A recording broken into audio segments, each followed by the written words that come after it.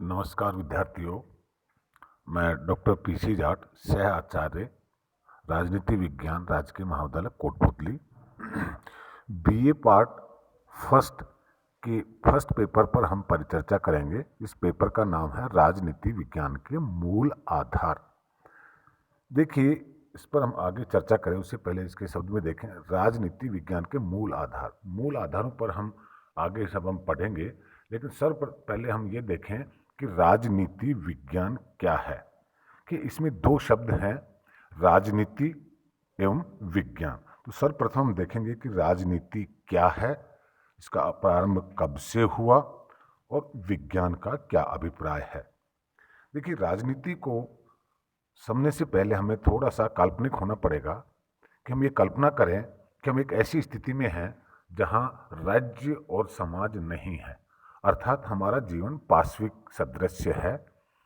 तो उस स्थिति में न कोई नियम है न कोई कानून है, लेकिन व्यक्ति उस स्थिति से निकलना चाहता है, क्योंकि व्यक्ति के पास विवेक है, बुद्धि है, जो उसे अन्य प्राणियों से भिन्न करती है। अर्थात हम दूसरे शब्दों में यूँ कहें कि व्यक्ति के पास जो विवेक है उसे उस पाशविक स्थिति से निकलने के लिए प्रेरित करता है। तो व्यक्ति क्यों प्रेरित होता है, उसका क्या कारण है? तो इसका सीधा सा उत्तर होगा कि व्यक्ति उसके पास विवेक है, बुद्धि है, वो एक बेहतर जीवन की निरंतर तलाश में रहता है। इसलिए वो अपने जीवन को बेहतर करने के लिए समाज की रचना करता है। और जैसे ही व्यक्ति समाज की रचना करता है तो उसका संगठित जीवन प्रारंभ हो जाता है। अब हम राजनीति को समझने से पहले एक नई संकल्पना हमारे सामने आ जाती है कि समाज क्या है। देखिए, समाज में तीन बातें हैं इसके अभिप्राय में। पहली कि समाज व्यक्तियों का एक समूह है, लेकिन समूह मात्र समाज नहीं होता है। ये व्यक्ति परस्पर अपनी आवश्यकताओं के लिए एक दूसरे पर निर्भर होते हैं। और तीसरा, वो कुछ नैतिकता के मूल्यों से बंधे होते हैं। अब सवाल यह है कि व्यक्ति समाज की रचना क्यों करता है? क्योंकि कोई भी व्यक्ति अपनी तमाम आवश्यकताओं को अकेला पूरी नहीं कर सकता। वो अपने बेहतर जीवन के लिए दूसरे पर निर्भर होता है और इस तरह से परस्पर निर्भरता पनपती है, परस्पर निर्भरता पैदा होती है और फिर व्यक्ति कुछ नैतिक मूल्य घड़ता है व्यक्ति के आचरण को नियंत्रित करने के लिए। तो इस तरह से समाज की संरचना होती है, समाज अस्तित्व में आता है। और फिर हम एक बार दोहराएं कि समाज व्यक्ति के बेहतर जीवन के लिए अस्तित्व में आता है, जिसका अभिप्राय व्यक्तियों का समूह जो अपनी आवश्यकताओं के लिए परस्पर एक दूसरे पर निर्भर हों और कुछ नैतिक मूल्यों से बंधे हों। अब हमें देखिए कि व्यक्ति ने समाज की रचना कर ली बेहतर जीवन के लिए।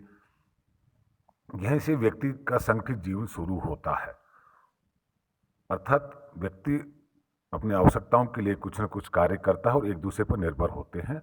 व्यक्ति के उस कार्य या पेशे के साथ ही हित पैदा होते हैं। तो यहाँ देखिए, एक बहुत ही महत्वपूर्ण चीज सर्जित होती है, हित।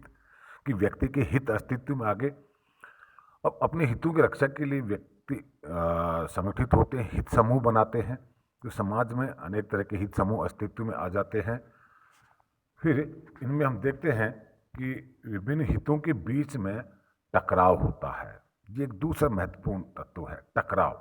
यहाँ पर व्यक्तियों का प्रत्येक समूह जिनके बीच टकराव होता है एक दूसरे को प्रभावित करने की कोशिश करता है और यहाँ शक्ति की संकल्पना अस्तित्व में आती है। वह एक दूसरे को प्रभावित करने की कोशिश करता है और प्रभावित करके अधिक से अधिक लाभ प्राप्त करना चाहता है। और फिर इस टकराव, चूंकि ये टकराव अनंत काल तक नहीं हो सकता, अगर ये टकराव निरंतर जारी रहेगा तो जो समाज की रचना किए व्यक्ति ने वो बिखर जाएगा, टूट जाएगा। इसलिए सामंजस्य स्थापित किया जाता है। तो यहाँ तीन चीजें हुई, हितों को लेकर के टकराव और सामंजस्य। और राजनीति, प्रत्येक राजनीतिक घटना में यूँ कहें कि ये तीन तत्व निहित होते हैं, हितों को लेकर टकराव और सामंजस्य।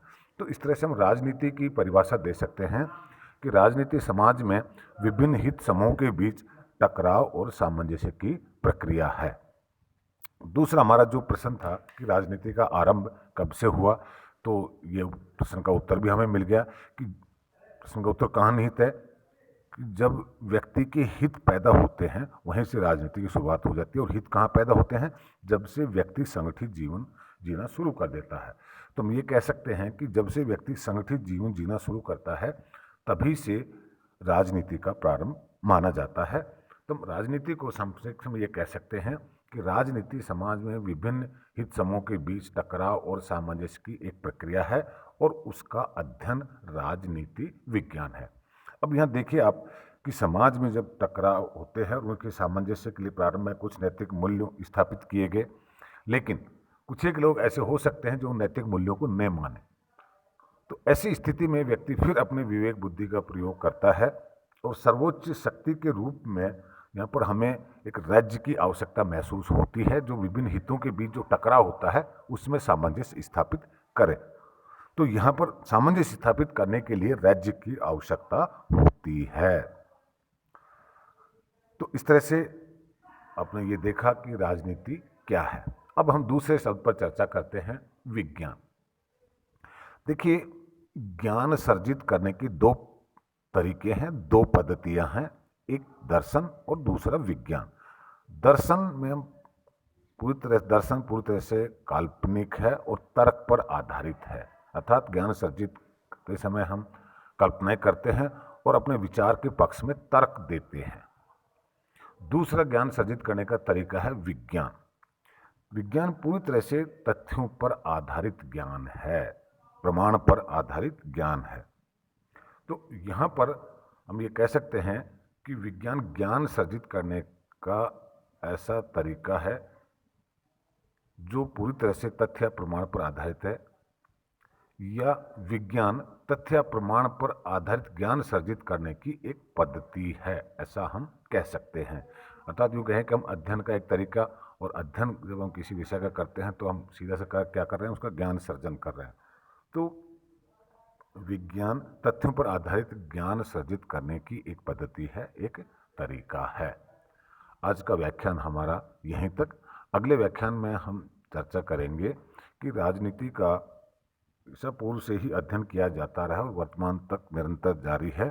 तो इसके अध्ययन के क्या नजरिए हैं, अर्थात राजनीति से संबंधित जो ज्ञान का सर्जन वो दर्शन में भी हुआ है और विज्ञान के रूप में भी हुआ है, और उसके आधार पर हम आगे देखेंगे कि इसके दो नजरिए हैं जिनकी हम अगले व्याख्यान में चर्चा करेंगे। धन्यवाद।